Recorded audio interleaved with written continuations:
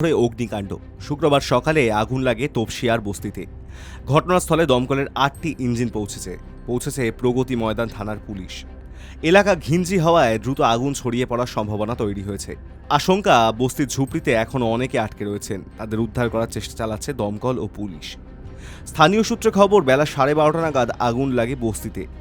মুহূর্তের মধ্যেই কালো ধোঁয়ার কুণ্ডলিতে ছেয়ে যায় আকাশ। যে জায়গায় আগুন লেগেছে তার পাশে একটি বহুতলও রয়েছে। বস্তি এলাকায় প্রচুর দাহ্য পদার্থ থাকায় আগুন দ্রুত ছড়িয়ে পড়তে পারে বলেই আশঙ্কা। বহু ঝুপড়ি বাড়ি থেকে বিস্ফোরণের শব্দ শোনা গিয়েছে। তা সিলিন্ডার ফাটার শব্দ বলেই মনে করা হচ্ছে। ইতিমধ্যেই বহু ঝুপড়ি বাড়ি পুড়ে ছাই হয়ে গিয়েছে।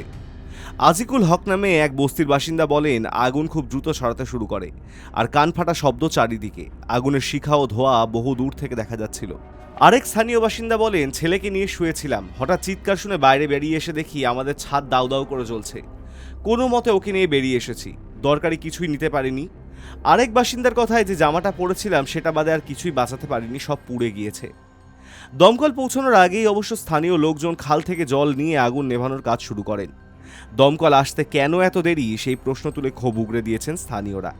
এক স্থানীয় বাসিন্দা বলেন, আগুন এতটাই ছড়িয়ে পড়েছিল যে বালতির জল নেভানো যাচ্ছিল না। দমকল আসতে অনেক দেরি করেছে। Hi news network.